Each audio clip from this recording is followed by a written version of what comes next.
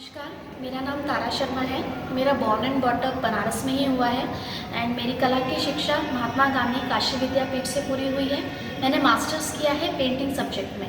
मंजिला चतुर्वेदी मेरी head of department रही हैं, मेरी मेंटर रही हैं और मैं उनसे बहुत प्रभावित भी रही हूँ। दूसरी बात, आफ्टर मैरिज मेरे ससुराल पक्ष ने मुझे कला को बड़ा प्रोत्साहन दिया। मेरे हस्बैंड ने मेरा बहुत सहयोग दिया। हम दोनों ने मिलकर के इस कला सोचा कि क्यों ना इस कला की शिक्षा को और ज़्यादा स्टूडेंट्स को सिखा के इसको बढ़ाया जाए। तो हमने 3 ब्रांचेस खोल रखी हैं। पहली हमारी जो ब्रांच है वो इंदिरापुरम में है, दूसरी हमने रुद्रपुर में खोली थी और तीसरी अभी करंट इंदिरापुरम में है, नोएडा में है, 116 में है। जैसा कि आप देख रहे हैं, ये पूरा जो सीरीज़ मेरी है, सोलो शो है, बनारस की थीम पर है, क्योंकि मेरे मन में, जहन में बनारस इस तरह से और शिव, ये दोनों चीज़ें मेरे जहन में बहुत समाहित हैं। तो उसी को मैंने दिखाने की कोशिश करी है। जो भी मेरी एग्जीबिशन में आते हैं, विज़िट करते हैं, या तो वो बनारस घूमे हुए हैं तो उन्हें ऐसा फील होता है कि आपने बनारस के हर पहलुओं को छुआ है, या जो बनारस नहीं घूमे हैं उन्हें थोड़ा सा शायद बनारस का एहसास होता है कि क्या क्या चीज़ें हैं जो बनारस का, जैसे आरती है, चाय वाला है, रिक्शे वाला मैंने ये बनाया है। इस तरह से धर्म के प्रति वहाँ पर जगह जगह शिव जी और आपके हनुमान जी, इस तरह आपको जगह जगह पे मिल जाएंगे। मैंने उस सब्जेक्ट को दिखाया है।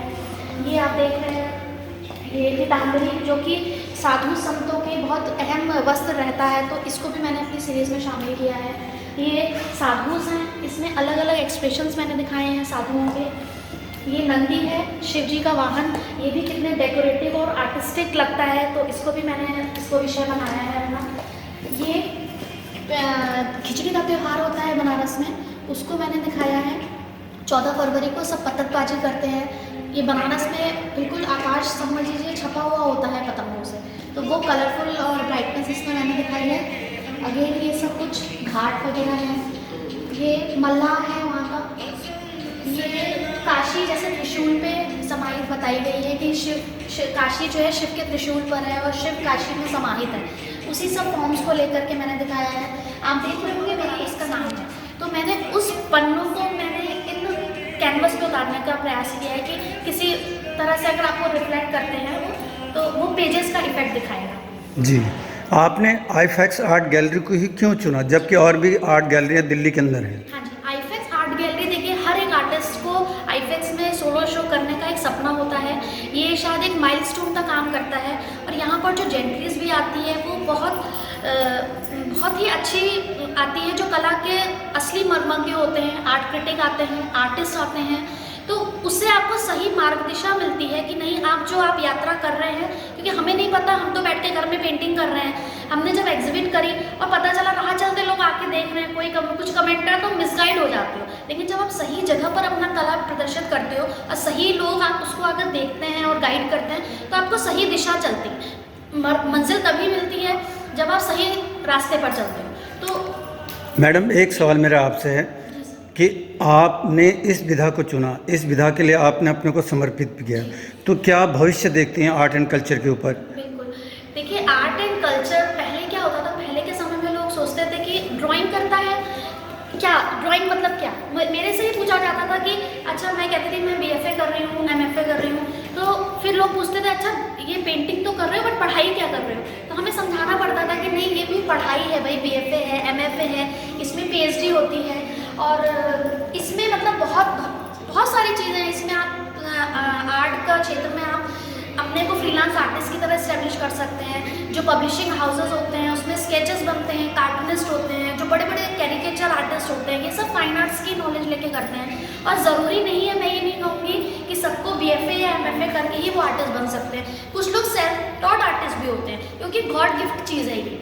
हमें बस पहचानने की देर होती है कि हमारे अंदर अगर कला है तो वो कहीं ना कहीं ज़रूर दिखाई देगी। और अगर आप एग्जीबिशंस देखते रहते हैं, जैसे ये आईफैक्स आर्ट गैलरी है, ललित कला है, त्रिवेणी कला संगम है, हैबिटेट सेंटर है, ऐसे बहुत सारी कला विधियाएँ हैं जिनको कि अगर सेल्फ टॉट आर्टिस्ट है वो सिर्फ देखे, अगर अच्छी अच्छी प्रदर्शनियाँ लगती रहती हैं, उनको देख करके भी वो अपने आप को बहुत डेवलप कर सकता है ना। बहुत सारी चीज़ें अगर करने वाला है तो आज के क्षेत्र में कला को अगर कोई अपना चुनता है करियर के लिए, तो उसमें बहुत सारे स्कोप है ना। चीज़ें हैं जो कि आप कला के माध्यम से पूरी कर सकते हैं। मैडम, रिस्पेक्ट भी है।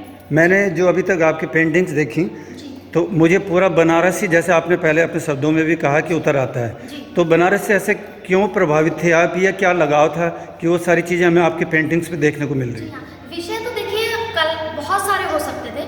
मैं शायद नेचर पेंट करती या फ्लावर पेंट करती। अब मैं एक आर्टिस्ट हूँ, आप ये समझ सकते हैं मैं सब कुछ बना सकती हूँ, बिल्कुल। लेकिन एक आर्टिस्ट को हमेशा वही विषय चुनना चाहिए जिसको उसको करने में मज़ा आए। तो मैं बनारस की हूँ, जब मैं बनारस पेंट करती हूँ या बनारस की कोई भी विषय को चुनती हूँ ना, तो मुझे ऐसा लगता है कि मैं अपने बनारस में बैठी हुई हूँ और अपने मायके में बैठी हुई हूँ, मैं वेरी ट्रूली।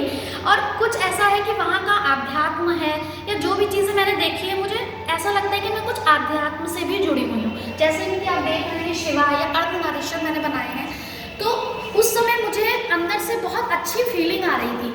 जैसे आप इंसान को पूजा करते समय जो क्या होता है, पूजा करते समय हमें शांति मिलती है, एक रिलैक्स मोड में आप चले जाते हैं, सुख की अनुभूति आपको बिल्कुल, होती है। सुख की अनुभूति होती है। एक कलाकार ने बोला भी है कि कला जो होती है वो स्वांतः सुखाय होती है।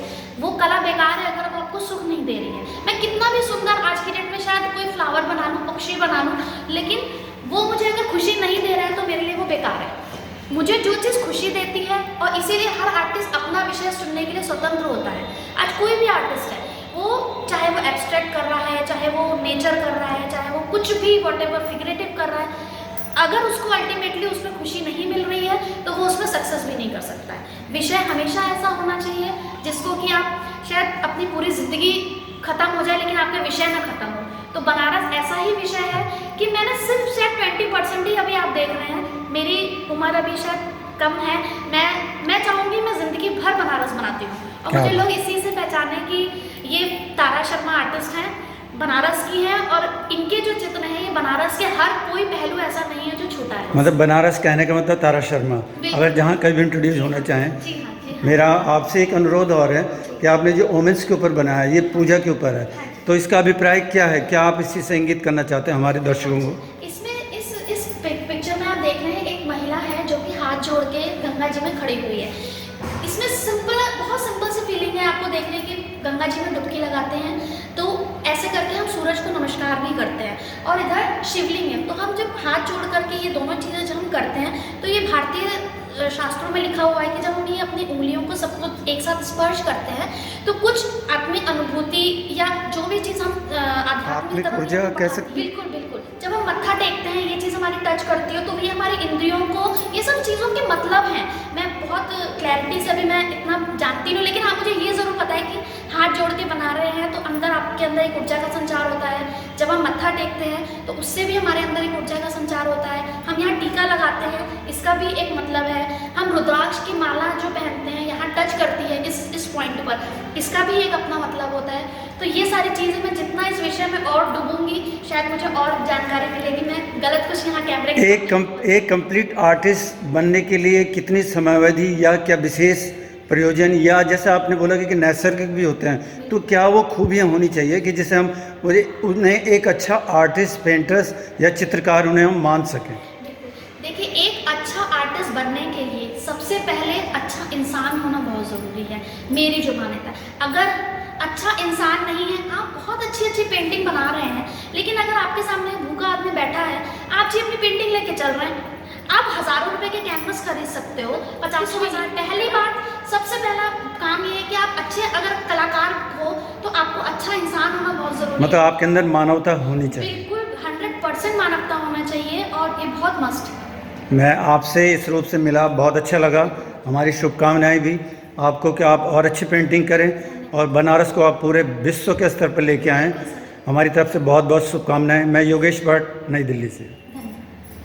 Subscribe now and press the bell icon. Never miss an update.